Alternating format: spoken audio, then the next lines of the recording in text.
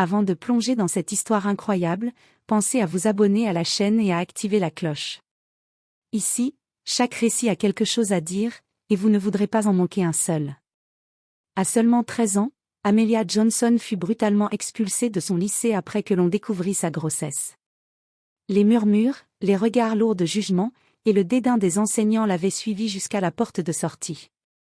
Elle n'avait nulle part où aller, et la jeune adolescente se retrouva seule face à un monde cruel, portant le fardeau d'un bébé qu'elle aimait déjà plus que tout. Les années passèrent.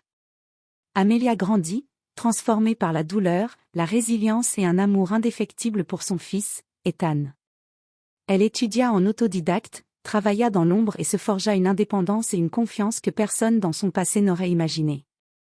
Puis, un jour, elle fit son retour dans la petite ville où elle avait été humiliée, accompagnée de son fils devenu un adolescent brillant et charismatique. Son arrivée ne passa pas inaperçue. Les anciens camarades, les enseignants, et même ceux qui l'avaient reniée, la reconnurent immédiatement. Mais la jeune fille fragile qu'ils avaient méprisée avait disparu. Devant eux se tenait une femme forte, élégante et accomplie, dont le regard défiant et la prestance imposaient le respect. Le choc fut immédiat. Les moqueries et jugements d'autrefois se transformèrent en stupéfaction et, pour certains, en honte silencieuse. Amelia n'était plus la victime d'hier, elle était la preuve vivante que la force et la détermination pouvaient renverser les pires injustices. Et ce qui suivrait ce retour allait dépasser toutes les attentes, révélant des secrets, des vérités cachées, et une revanche douce mais implacable contre ceux qui l'avaient jadis humiliée. La pluie fine tombait sur les rues pavées de Harrington, cette petite ville qui avait vu grandir Amelia Johnson, et l'humilier. Les lampadaires jetaient une lueur douce sur les trottoirs, mais pour Amelia, tout semblait étrangement plus net, plus tranchant. Chaque façade, chaque boutique lui rappelait les souvenirs d'un passé douloureux, les rires moqueurs dans les couloirs du lycée, les chuchotements derrière son dos, et surtout le regard sévère de Madame Crawford, la principale, qui l'avait humiliée publiquement avant de l'expulser. Amelia serra la main de son fils Ethan, aujourd'hui âgé de 14 ans.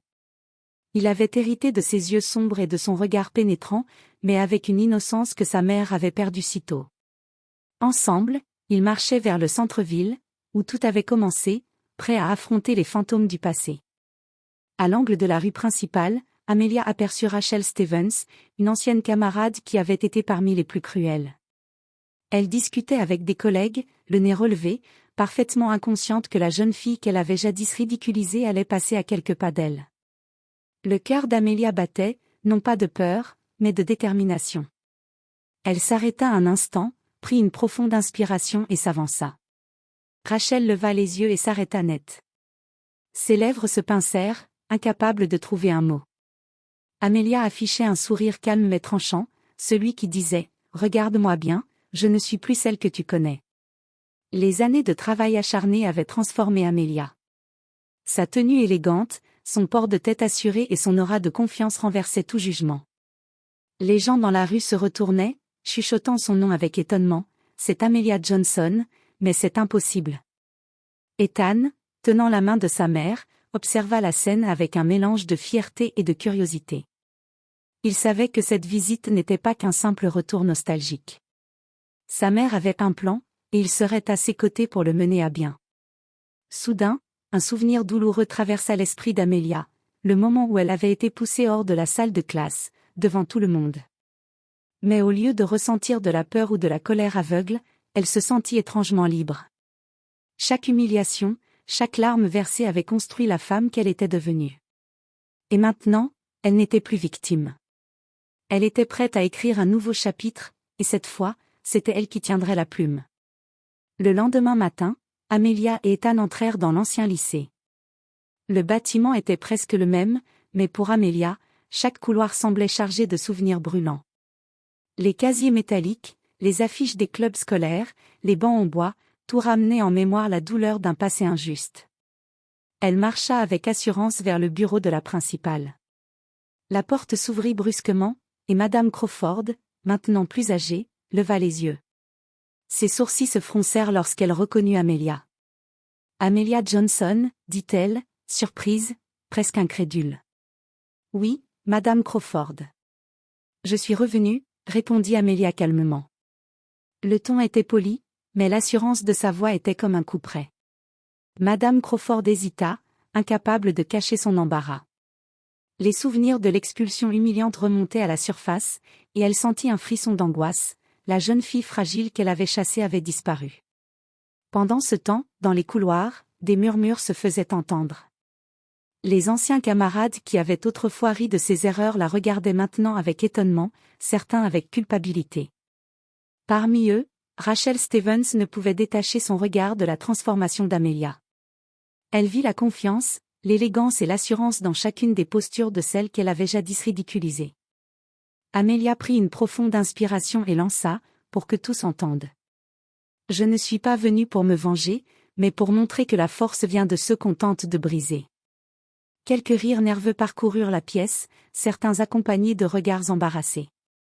Amelia continua. « Vous vous souvenez de moi à 13 ans, seule, jugée, humiliée. Aujourd'hui, je suis accompagnée de mon fils, Ethan. Nous avons construit une vie dont je suis fière. Et je voulais revenir ici, non pour demander pardon, mais pour rappeler que les choix cruels ont des conséquences. » À ces mots, un silence lourd s'installa. Madame Crawford baissa les yeux, incapable de répondre. Rachel, rouge de honte, murmura quelque chose à une camarade, mais il n'y avait aucun doute, Amelia avait transformé l'humiliation en puissance, et personne ne pouvait plus l'ignorer. Ethan, à ses côtés, sentit l'énergie de sa mère. Il comprit que ce retour ne serait pas facile, mais que chaque confrontation serait un pas vers la justice morale qu'Amelia s'était promise. Ce jour-là, Amelia avait fait plus qu'un simple retour, elle avait envoyé un signal clair à tous ceux qui l'avaient sous-estimé. Les fantômes du passé étaient là, mais cette fois, c'était elle qui contrôlait le récit. Les semaines suivantes, Amelia ne laissa rien au hasard.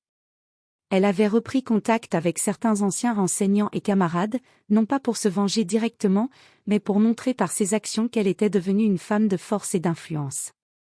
Elle commença par visiter la bibliothèque municipale, où elle avait passé des heures à étudier après son expulsion. Le bibliothécaire, monsieur, la reconnut immédiatement. « Amelia, c'est incroyable de vous voir ici, » dit-il, ému. « Je voulais remercier ceux qui m'ont aidé à apprendre, » répondit Amelia avec un sourire. « Chaque obstacle, chaque rejet m'a poussée à devenir meilleure. » Puis, elle se rendit à la mairie, où une réunion de la communauté locale avait lieu.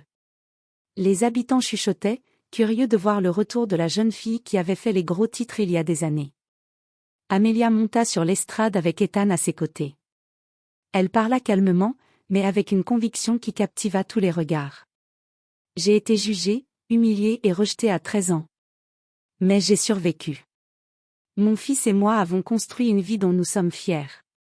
Et je suis ici pour rappeler à chacun que la dignité et la force ne se mesurent pas aux erreurs de jeunesse, ni au jugement cruel des autres. » Le silence qui suivit était électrique. Les anciens camarades qui s'étaient moqués d'elle baissaient les yeux, certains rougissant de honte. Madame Crawford, présente dans la salle, serrait les mains sur le bureau, incapable de soutenir le regard de la femme qu'elle avait chassée. Mais Amelia ne s'arrêta pas là.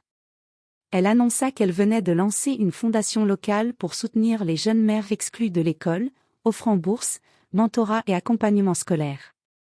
Les murmures dans la salle se transformèrent en exclamations de surprise et d'admiration. Rachel Stevens, qui se tenait au fond, sentit son estomac se nouer. Elle avait cru que la vie de Amelia serait brisée par cette expulsion, mais au lieu de cela, elle avait créé quelque chose de plus grand que tous. Et cette prise de pouvoir silencieuse, mais écrasante, laissait entrevoir que le vrai choc était à venir. Ethan, regardant sa mère, réalisa que cette bataille n'était pas seulement pour elle, mais pour tous ceux que la société avait rejetés. Amelia avait appris que le silence et la maîtrise de soi pouvaient être plus puissants que la vengeance directe. Cette soirée marqua un tournant. Amelia n'était plus la victime d'autrefois. Elle était devenue une force que personne ne pouvait ignorer, et chaque geste qu'elle posait maintenant portait le poids d'une revanche subtile mais irrésistible. Le lycée organisait une cérémonie pour célébrer les anciens élèves les plus remarquables. Amelia avait reçu une invitation spéciale, mais pas pour honorer son passé scolaire. Non, cette invitation était une opportunité pour elle de montrer, devant toute la ville, à quel point elle avait transformé sa vie. Lorsque la cérémonie débuta, Amelia entra avec Ethan à ses côtés. Les regards se tournèrent immédiatement vers elle. Les mêmes visages qui l'avaient humiliée à 13 ans étaient là, Madame Crawford, les enseignants, et certains camarades. Chacun ressentait une tension palpable. « Mesdames et messieurs », commença Amelia en prenant le micro, « je suis ici pour partager une histoire de résilience. À 13 ans, j'ai été jugée et exclue, mais j'ai survécu grâce à l'amour de mon fils et à ma détermination. » Elle fit une pause, balayant la salle du regard.